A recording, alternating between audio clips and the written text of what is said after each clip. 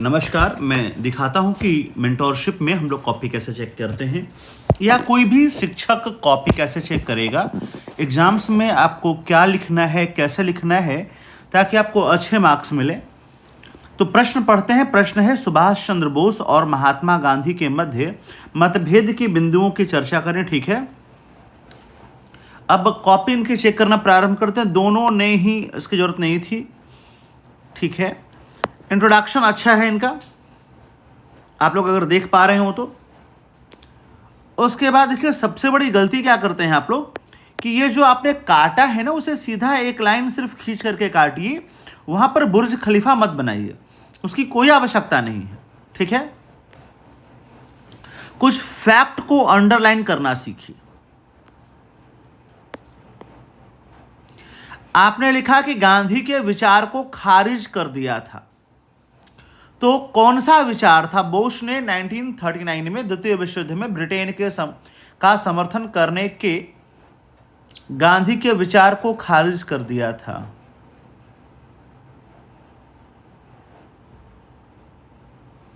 नहीं, महात्मा गांधी ने विरोध किया था, ये गलत है, फैक्चुअल एरर है ये।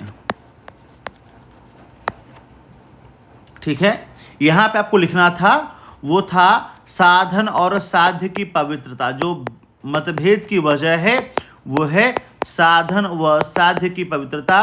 अगर आप देखेंगे तो आपको पढ़ाया गया है वाईटी पे यह सवाल।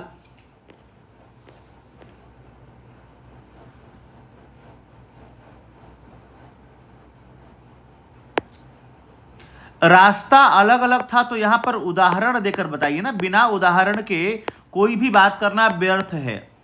ठीक है, यहां देखिए एक बच्चे ने बहुत बड़ी गलती कर दी। यहां लिखा है कड़वाहट। महात्मा गांधी और सुभाष चंद्र बोस के बीच कड़वाहट जैसी कोई चीज नहीं थी। उनके बीच मतभेद था, मनभेद नहीं। और बहुत बड़ा अंतर है मतभेद और मनभेद होने में। मतभेद का मतलब होता है कि हमारे विचार नहीं मिलते, लेकिन हम एक दूसरे के प्रति अपने अपने मन में कोई गलत भावना, गलत धारणा नहीं रखते हैं। तो ये गलत है, इसका यहां नो नीड था ये, बल्कि आपका जो है मार्क्स काट देगा, नहीं पर बिंदी रहते हैं। ठीक है, आपने यहां पे फिर उदाहरण नहीं दिया। आपको मैंने बताया था वाईटी पे कि जैसे सुभाष चंद्र बोस को देशभक्तों का राजकुमार कहा है महात्मा गांधी ने, तो ये बताया नहीं।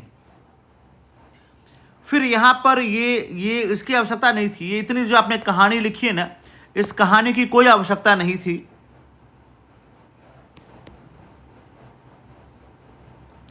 इस कहानी की भी कोई आवश्यकता नहीं है। देखिए जो कहा, जो पूछा गया है ना, टू द पॉइंट बात कीजिए। ठीक है, आप ज्यादा कहानीबाजी कीजिएगा, कहानीबाजी का कोई मतलब नहीं है। यहां आपने फिर एग्जाम्पल नहीं दिया है, तो समझिए कि प्रयास तो अच्छा है। मैं मोटिवेशन के लिए जरूर लिखता हूं कि प्रयास अच्छा है। ठीक है, अब बात करते हैं कमियों की। जितना पूछा जाए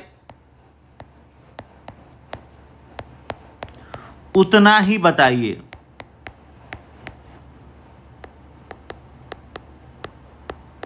पहला। दूसरी कमी क्या थी कि ये कड़वाहट जैसे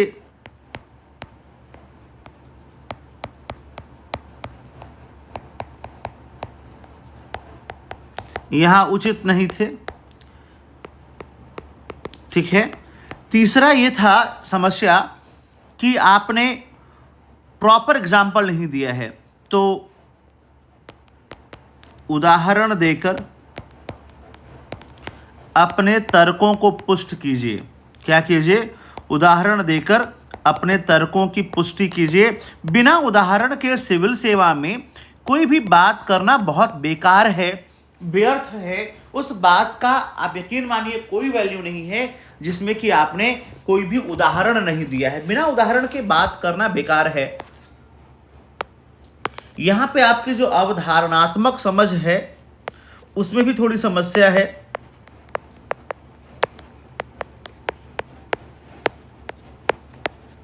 को विकसित कीजिए। ये विकसित होना आवश्यक है, ठीक है। अवधारणात्मक समझ आपकी अच्छी नहीं है, इस अवधारणात्मक समझ को भी क्या कीजिए, थोड़ा और विकसित कीजिए, तो ठीक है। बाकी लगातार प्रयास करने से आपको सफलता मिलेगी।